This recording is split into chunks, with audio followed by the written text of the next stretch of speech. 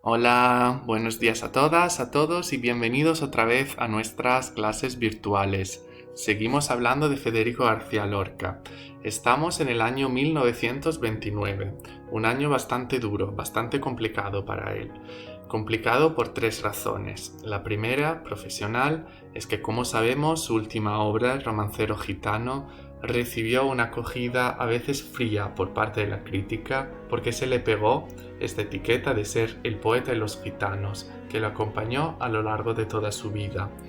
También, como sabemos, se interrumpió la amistad entre Dalí, Buñuel y Lorca lo sufrió muchísimo. Además, también se interrumpió una relación sentimental con un chico, Emilio, al que Federico quería mucho, pero que sin embargo no correspondía a su amor como a él le habría gustado. Entonces, a raíz de todos estos problemas, decidió aceptar una beca de la Columbia University de Nueva York. En 1929 cogió el Olympic, este transatlántico muy importante, hermano gemelo del Titanic, y llegó a Nueva York en este año importantísimo porque fue el año de la gran crisis de Nueva York. Allí compuso esta importante obra, Poeta en Nueva York. Como ya dijimos en otro vídeo, al principio la impresión que le dio Nueva York fue muy buena. Le gustó muchísimo esta luz, le gustó la gente que caminaba por las calles sin interrupción y al principio le pareció percibir una gran alegría en esta ciudad. Pero poco después él se da cuenta de que en realidad este movimiento continuo no era alegría, era algo más, era algo negativo.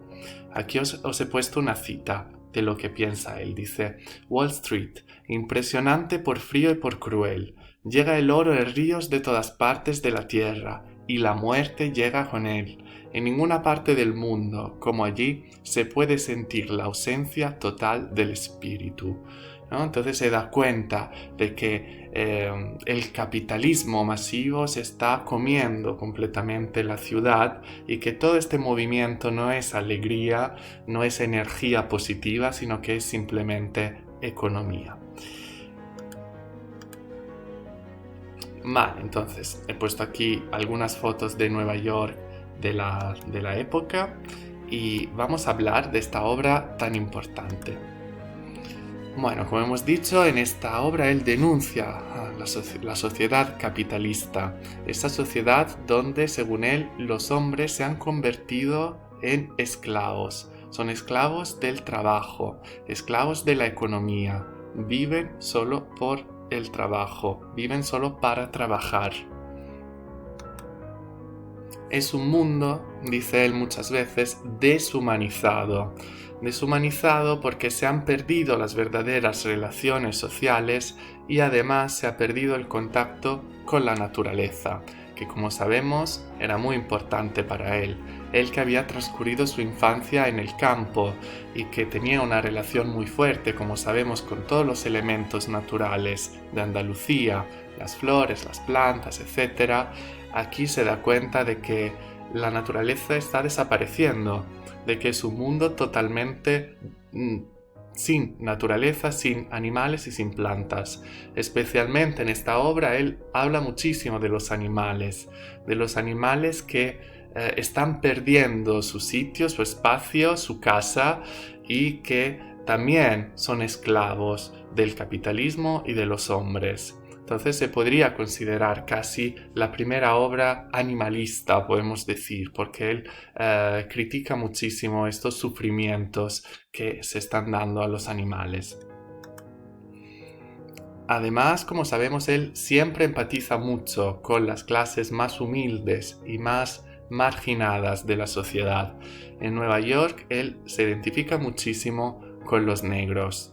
Él se da cuenta de que los negros de Nueva York son un poco como los gitanos en Andalucía. Entonces, una parte de la sociedad que no tiene los mismos derechos que los otros. Y por eso él se identifica y escribe también obras dedicadas a ellos.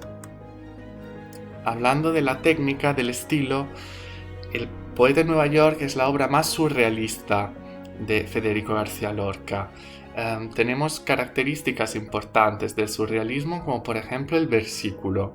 Versículo significa que normalmente los poemas no tienen una métrica fija, entonces cambia la duración, cambia el número de versos, cambia la rima, a veces hay rima, a veces no, a veces es asonante, a veces no.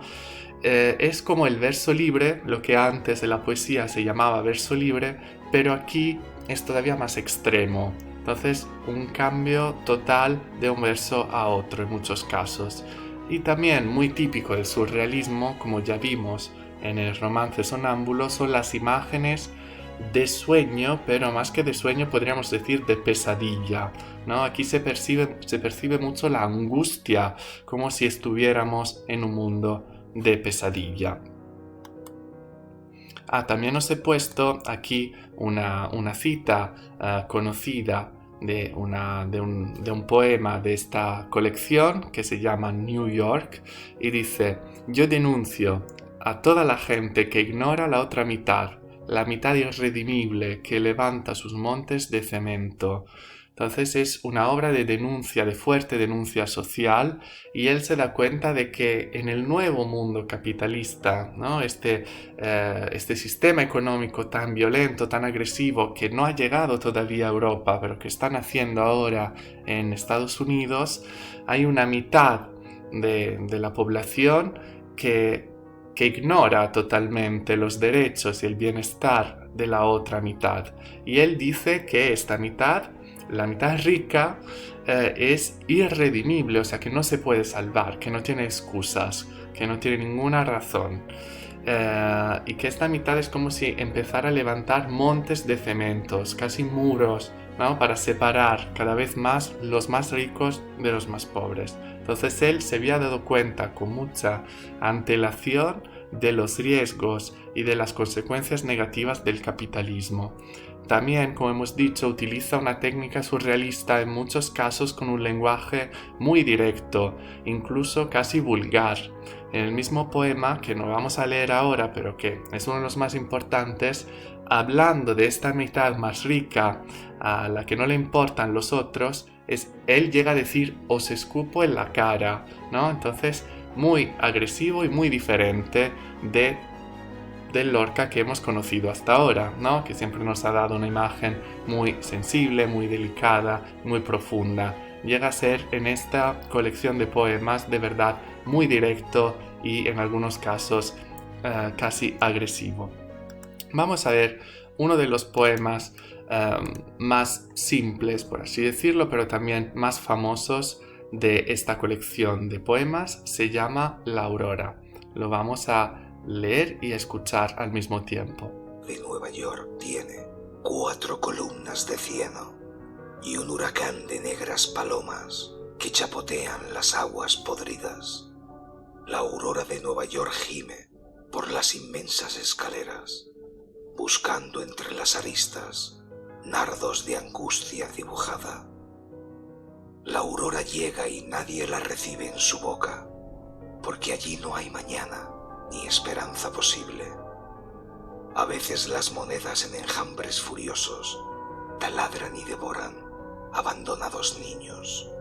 Los primeros que salen comprenden con sus huesos que no habrá paraíso ni amores deshojados. Saben que van al cieno de números y leyes, a los juegos sin arte, a sudores sin fruto. La luz es sepultada por cadenas y ruidos, en impúdico reto de ciencias sin raíces. Por los barrios hay gentes que vacilan insomnes, como recién salidas de un naufragio de sangre. Vamos ahora a analizar este poema. Como veis, primero a primera vista, la estructura del poema, como os decía, los primeros 8 versos tienen una forma irregular. Tenemos versos de 8 a 11 sílabas y luego ya el resto del poema solo tiene versos más regulares, de versos alejandrinos. La aurora de Nueva York tiene 4 columnas de cieno. Cieno significa barro, lodo, o sea, un agua sucia, podrida. Normalmente las columnas son algo noble, ¿no? Por ejemplo, las columnas de Hércules, algo fuerte, algo noble.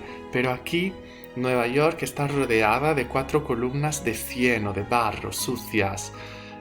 Pueden ser rascacielos, que él ve como algo negativo, que impiden la visión del sol, o pueden ser chimeneas, por ejemplo, de las fábricas que no paran de producir.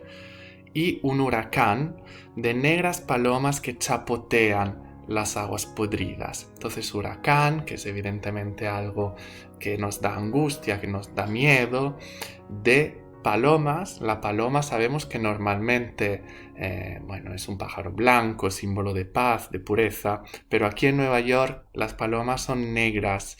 ¿Por qué? Porque chapotean en estas aguas podridas del barrio de Nueva York. Todo está sucio por la contaminación y eso contamina también la pureza de las palomas.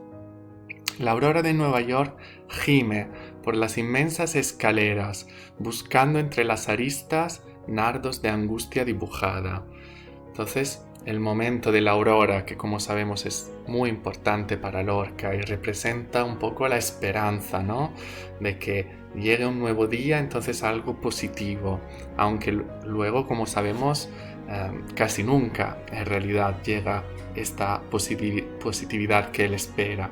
En Nueva York, cuando llega la aurora, gime como un sufrimiento, la pena, por estas inmensas escaleras, ¿no? Este mundo que es un laberinto de escaleras, de rascacielos, totalmente deshumanizado, buscando en los rincones algunas flores que sin embargo no encuentra, porque incluso las flores tienen una angustia dibujada, ¿no? Entonces incluso las cosas buenas, las palomas, las flores, sufren en este mundo.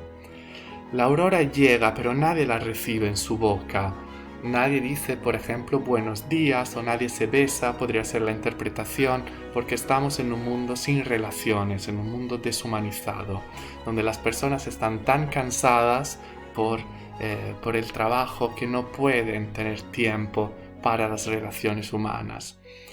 Porque allí no hay ni mañana ni una esperanza posible.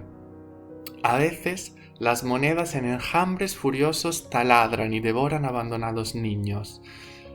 Enjambre es una palabra que normalmente se utiliza con los insectos, especialmente con las abejas, un grupo de abejas. Y las monedas en Nueva York van en enjambres, como si fueran insectos enfadados que vagan por la ciudad furiosas y que a veces taladran, o sea, hieren y devoran a los niños abandonados. Sabemos que Lorca tiene una visión muy positiva de la infancia, de la inocencia, y cree que los niños pueden ser víctimas de este sistema, así como lo son los más débiles, los negros, los animales, todas las personas más débiles, más pobres. Los primeros que salen comprenden con sus huesos que no habrá paraíso ni amores deshojados. Saben que van al cieno de números y leyes, a los juegos sin arte, a sudores sin fruto. Las personas que madrugan para ir a trabajar, para ir a las fábricas, ya comprenden que ese día, esa aurora, no va a ser ningún paraíso, que no va a haber ningún amor deshojado. Deshojar se refiere a la costumbre, ¿no? De coger la flor, la margarita, y decir me quiere, no me quiere. Todo esto no existe en este mundo, porque ni siquiera hay flores, ni siquiera hay margaritas. Y sabe que va al barro, ¿no? Al agua sucia de números y leyes. Un mundo deshumanizado, donde no hay naturaleza, hay números, leyes, cosas hechas por los hombres y para los hombres. A los juegos sin arte, que no son juegos bonitos de teatro, de niños, son juegos en el sentido negativo de la manipulación, de la bolsa, etc. A sudores sin fruto, porque el cansancio no te da paz, no te da satisfacción, no tiene fin, siempre tienes que trabajar más. En Nueva York no se ve la luz del día, la luz de la aurora, porque la luz es sepultada por cadenas y ruidos, las cadenas de los esclavos, que son todos los más pobres, y los ruidos locos de la ciudad, en un desafío impúdico, sin ciencia y sin raíces. No tenemos ninguna razón para vivir así. Por los barrios marginales de la ciudad las personas, los obreros vacilan insonnes porque no duermen lo suficiente, como si como si llegaran de un naufragio de sangre. Y así termina con esa imagen muy potente, un naufragio de sangre.